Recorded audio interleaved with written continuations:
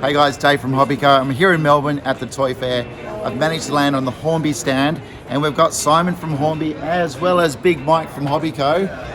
Guys, great to meet you. Big Mike, I'm sure you got some questions for Simon. Thanks, Dave. Let's go.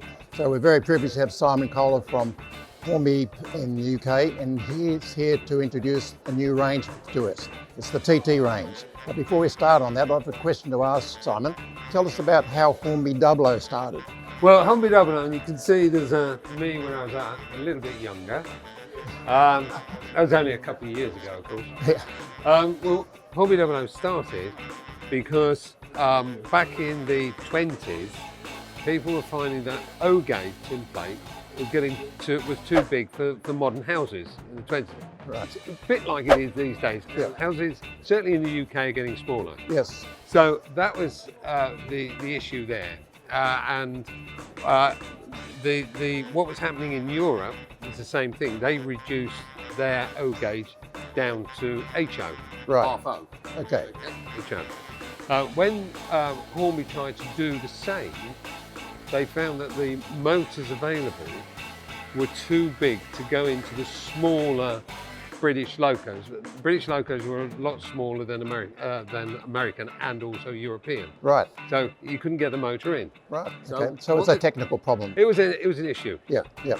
So what they did, quite cleverly, if you like, they widened the body and made it that little bit higher. So in principle, what you have is if you like, an HO chassis Right. with a 00 body. Right. So it really is an odd scale. So the scale was 87 HO. HO was 187. They made it was 176. 176 scale. Yeah. Okay. So really, they created an oddball scale, but that scale took off. Right. Hornby brand leader, moved forward.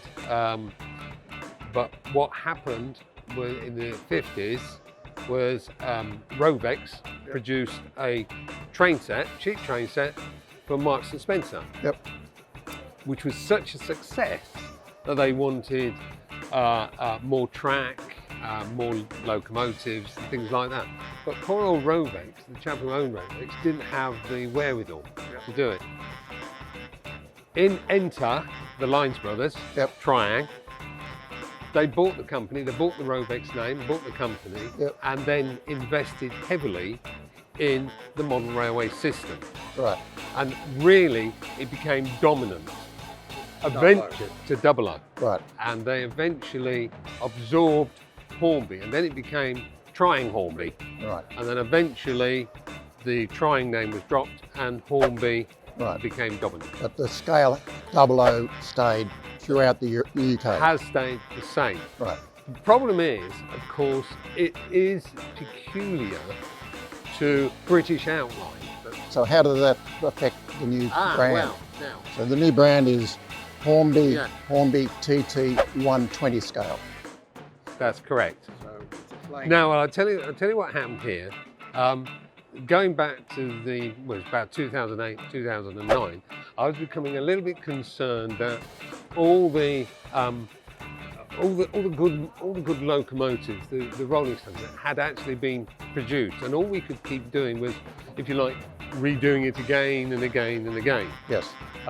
Which is quite relevant now if you look at how many Class 47s and 37s there are. Yep. And I was thinking, you know what, you go to these shows and people will look at the layouts and they say, do you know what, I'd love to do that. I've got the space. Yes. So that got me thinking, well, this is the situation that Frank Hornby was in back in the 20s. Exactly. Houses are still getting smaller. And I felt that there's certainly a market out there for people who want to model railways, don't have the space, Yes.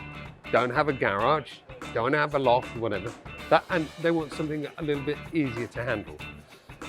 Hornby TT 120 gives all that to you. It's a size that's a little bit larger than N-gauge, Yep. and a little bit easier to handle. And everything's just right. The scale to the Everything- track and everything is and right. The beauty with this is Nowadays, we don't have the motor problem. Right. So TT120 is in line with what's happening in Europe, what's happening in the States, what's happening in the rest of the world. Right. Really the first time, I have to say it's the first time that there's been a British outline that is true scale and in line with the rest of the world. Right. Just imagine now, I live in Germany, I have an HO set, would love to have the Mallard. That's only available in AA. It looks odd on my layout. Right, Not because it's in wrong line. scale. It's the wrong scale. It's the wrong scale for my houses, for a total layout. Yep. With this, of course, 120, being in line with everything, Yep. I can run my Flying Scotsman in there. I can run my Flying Scotsman and actually hook it up because the couplings are So it's universal coupling. It's a universal coupling. I can hook it up with my German coaches, Yep. and I'm away. Right. Okay. Don't have to worry about buildings. They're all the same, And that in principle is why this is why it's been introduced for two reasons. One, the whole world is my market. Yep. Two, it will allow people who want to model railways a size that is easily manageable. Yes. In the UK, not so much here, but in the UK, in the winter, if I've got a 00 layout, where have I got it? I might have it in the loft. Yep. Extremes of temperature, may have it in the garage. I'm not going to be in the garage in the middle of winter playing trains. No. Really. With this, Yep. I can pull it out. Yep. I can do a bit of modelling, whatever. I can then put it away either under a bed or behind a wardrobe. It's a fabulous scale. More utility. Easier to use. A lot easier to use. It'll be available in digital. They have a Next 18 decoder. Yep. So you just plug it in to the tender. Now, that ties in with our new system, which you can have Next 18 with or without sound. Right. Okay. We'll also be producing the same locos with digital already fitted. So all the locos will be available with or without. Fantastic. All right, so it's a complete system. Obviously it's early doors, but we're gradually adding more and more. The whole idea is that every 3 months there's something new coming through. Okay, so 2023 is the launch for TT. 2023 is the launch. Yes, it's in the market and it'll be in Australia very, very soon. Thank you very much, Simon. You're welcome. Wish you a safe trip back to the UK. I hear it's a bit cold there, so... It is, yeah. so I'm going to make the most of it. Yeah.